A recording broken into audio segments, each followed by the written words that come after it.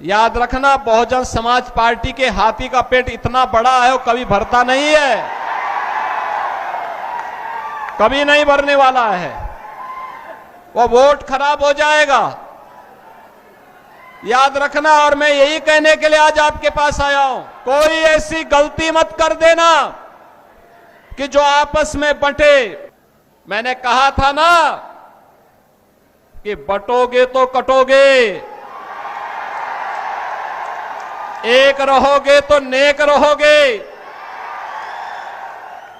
कोई माई का लाल आपका बाल बांका नहीं कर पाएगा।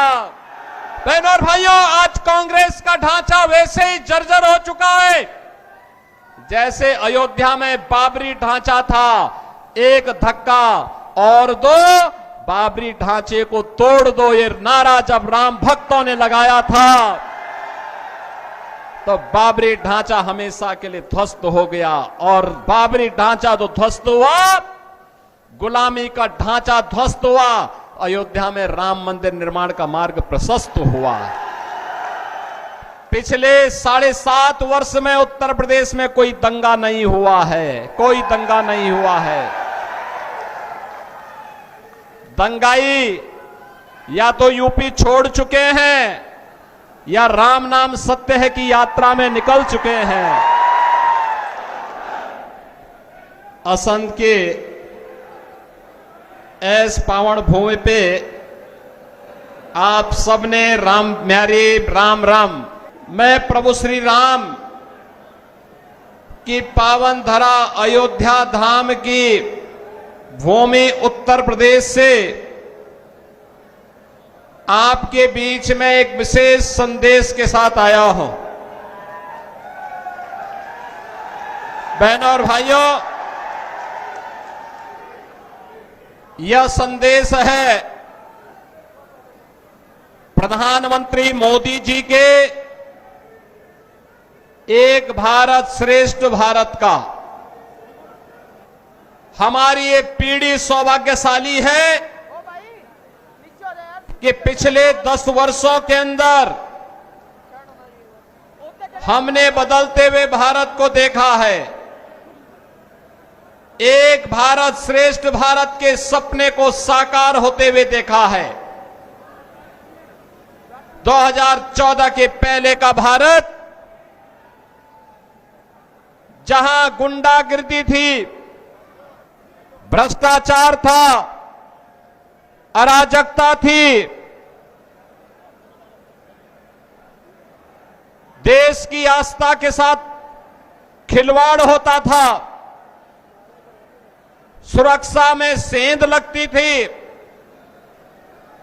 और आज का नया भारत है। भारत बिना किसी भेदभाव के योजनाओं का लाभ 140 करोड़ लोगों तक पहुंचाने के लिए जो कार्य प्रधानमंत्री मोदी जी के नेतृत्व में हुआ है, गांव, गरीब, किसान, नौजवान, महिलाएं, समाज के प्रत्येक तबके तक योजना का लाभ मिला है। बहनों और भाइयों, बेटी और बहनों के साथ कांग्रेस सरकार के समय क्या अत्याचार होता था, यह हरियाणा के सेक्स रेशियो से, लिंगानुपात से पता लगता है। देश के अंदर 2014 के पहले सबसे खराब स्थिति हरियाणा की मानी जाती थी। और आज मुझे बताते हुए प्रसन्नता है कि सेक्स रेशियो की जब हम बात करते हैं, लिंगानुपात की हम बात करते हैं, तो 900 पुरुषों पर 1000 पुरुषों पर 900 महिलाओं का ये बेहतरीन अनुपात आज हरियाणा का हुआ है। और याद रखना, जिस समाज में नारी की पूजा होती हो, उसकी गरिमा की रक्षा होती हो, उस समाज को और उस देश को आगे बढ़ने से कोई ताकत रोक नहीं सकती है। और हमारे हरियाणा ने यह करके दिखाया है 10 वर्षों में। हमारे हरियाणा ने यह करके दिखाया है। बहनों और भाइयों, जो कांग्रेस की सरकार के समय, बहुजन समाज पार्टी की सरकार के समय जो असंभव था वह मोदी जी ने संभव करके दिखाया है। याद करिए, आज आपके करनाल में हरियाणा का पहला मेडिकल यूनिवर्सिटी भी खुल चुका है। हरियाणा के जितने मेडिकल कॉलेज बनेंगे ना, ये सब मेडिकल कॉलेज यहां से एफिलिएटेड होंगे। आपकी एक नई पहचान मिलने वाली है। हरियाणा के पास अपना एक मेडिकल यूनिवर्सिटी है, एक स्पोर्ट्स यूनिवर्सिटी भी है। आज हरियाणा में हर घर नल की योजना भी है। तो हरियाणा आज अराजकता और भ्रष्टाचार का नहीं, परिवारवाद का नहीं, बल्कि विकास का एक नया मॉडल बनकर के उभरा है। ये डबल इंजन सरकार की ताकत इस रूप में आज हरियाणा में देखने को मिल रही है। बहनों और भाइयों, मैं इससे पहले एक सभा में था और इससे पहले कि जिस सभा में मैं था, वहां पर सभा में जाने के पहले एकदम मंच के पास थोड़ी दूरी पर भारतीय जनता पार्टी के कार्यकर्ताओं ने महाराणा कुंभा की भव्य प्रतिमा पर माल्यार्पण का कार्यक्रम रखा हुआ था। आप याद करिए, इस महान योद्धा ने भारत की सुरक्षा के लिए, भारत की संप्रभुता के लिए उस कालखंड में जो योगदान दिया था, आज भी उस महान योद्धा को, चाहे वह महान योद्धाओं में महाराणा कुंभा हो, महाराणा सांगा हो, महाराणा प्रताप हो या पृथ्वीराज चौहान हो, इन महान योद्धाओं का योगदान भारत के लिए था, अपने लिए नहीं, स्वदेश और स्वधर्म के लिए था। और याद रखना, हम सबका योगदान भी अपने देश के लिए होना चाहिए। स्वदेश और स्वधर्म के लिए हमारा सब कुछ समर्पण होना चाहिए। जब देश की बात आएगी, स्वधर्म की बात आएगी, तो इससे बढ़कर के कुछ नहीं हो सकता है। इससे बढ़कर के कुछ नहीं हो सकता है। हमारे पूर्वजों ने यही तो हमें प्रेरणा दी है। यही कारण रहा है, एक विदेशी आक्रांता 500 वर्ष पहले अयोध्या में रामलला के मंदिर को क्षतिग्रस्त करता है, अपवित्र करता है, लेकिन जब ये देश स्वतंत्र था, हम मानते थे कुछ नहीं हो सकता, तब भी हिंदू लड़ता रहा। लाखों हिंदुओं ने अपनी शहादत दी, लेकिन 1947 में देश आजाद होता है। बहनों और भाइयों, स्वतंत्र भारत में कांग्रेस का दायित्व था कि पहला कार्यकर्ता अयोध्या में रामलला के भव्य मंदिर के निर्माण का मार्ग प्रशस्त करता। कांग्रेस ने नहीं किया, क्योंकि कांग्रेस को भारत की आस्था का नहीं, अपने वोट बैंक की चिंता थी।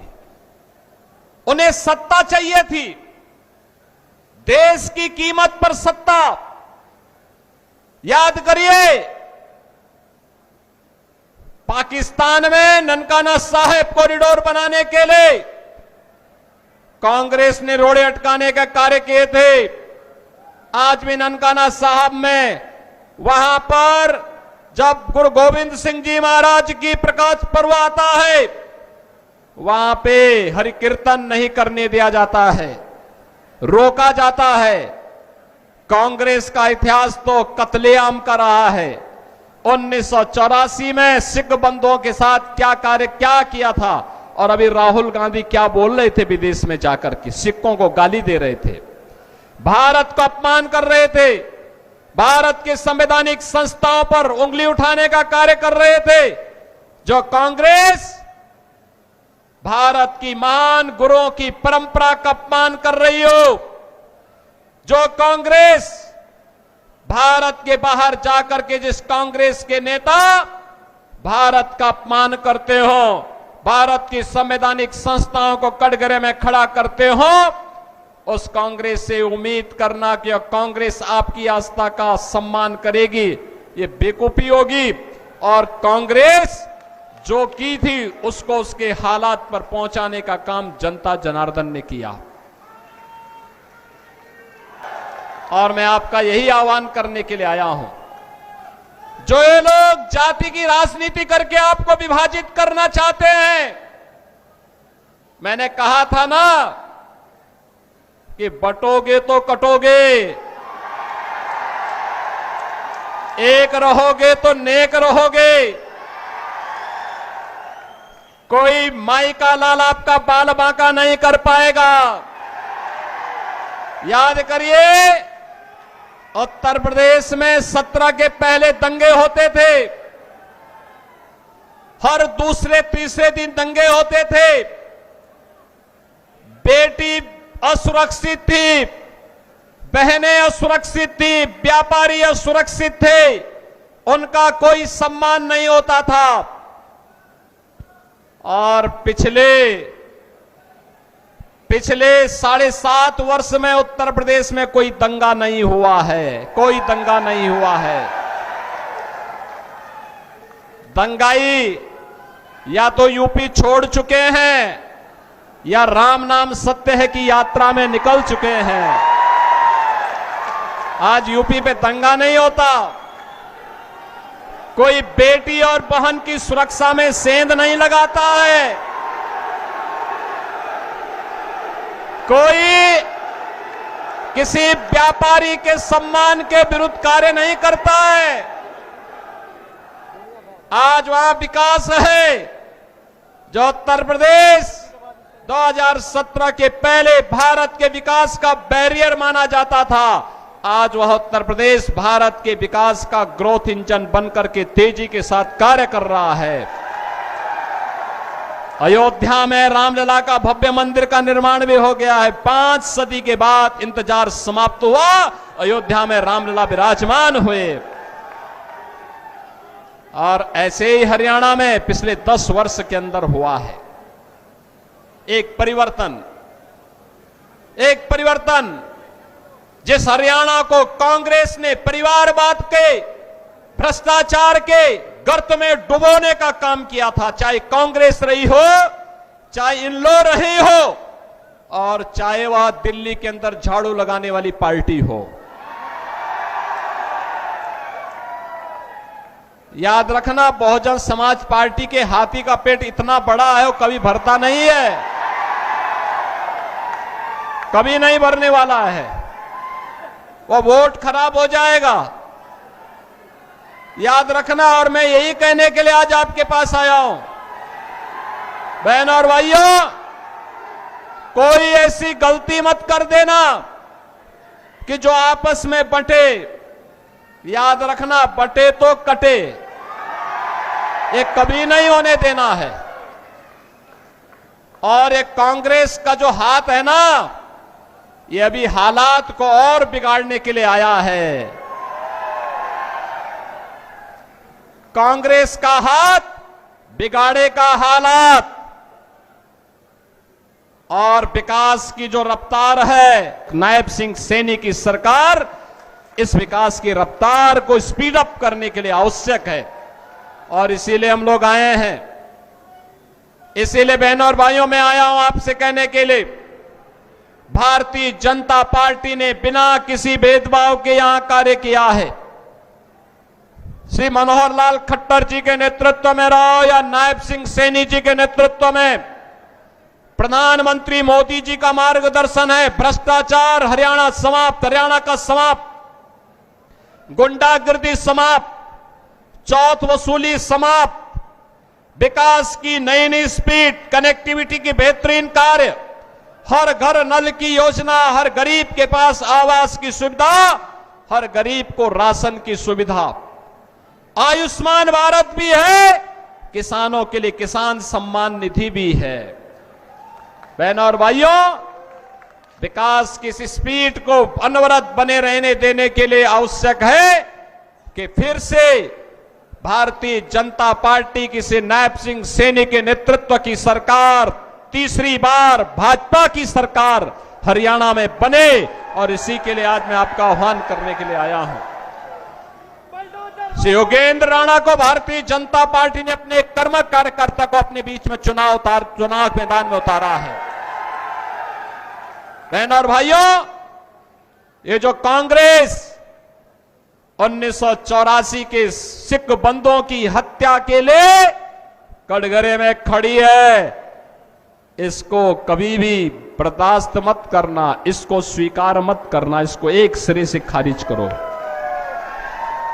ये अंतिम श्वास गिन रही है, अब अपनी ऑक्सीजन दोगे तो इसका विष बेल फिर तेजी के साथ फैल करके देश के अंदर दंगे करवाएगा, लूटपाट कराएगा, कश्मीर में सेंध लगाने का कार्य करेगा, सुरक्षा में सेंध लगाने का काम करेगा, अराजकता फैलाने का कार्य करेगा। ये कतई मत होने देना। कांग्रेस हो या बहुजन समाज पार्टी या आम आदमी पार्टी, ये तीनों एक ही थैले के चट्टे बट्टे हैं, इनको विकास से कोई लेना देना नहीं। ये अराजकता को बढ़ाने वाले दल हैं, परिवारवाद को बढ़ावा देने वाले दल हैं, आखंड भ्रष्टाचार में डूबे हुए दल हैं। इनका विकास से कोई लेना देना नहीं। गांव से, गरीब से, किसान से, महिलाओं से, किसी भी तबके से इनका कोई लेना देना नहीं है। इनका तो एक ही एजेंडा है, बांटो और राज करो। हमें बंटना नहीं है, हमें बंटना नहीं है। एकजुट होकर के एक भारत श्रेष्ठ भारत की परिकल्पना को साकार करने के लिए और विकसित भारत के लिए हमें प्रधानमंत्री मोदी जी के नेतृत्व में फिर से हरियाणा में नायब सिंह सैनी की सरकार को लाना है। योगेंद्र राणा को भारी बहुमत से विजयी बना के भेजना है। बना के भेजेंगे। योगेंद्र राणा विजयी बनकर के जाएंगे। सभी लोग सहमत हैं? जहां तक मेरी आवाज जा रही, दोनों हाथ पकड़ करके बोलो। सभी लोग सहमत हैं? बहनों और भाइयों, यह कार्य होगा तब, यह कार्य होगा तब जब आप सभी लोग, जितने भी लोग हैं, 5 अक्टूबर को जब वोटिंग होगी,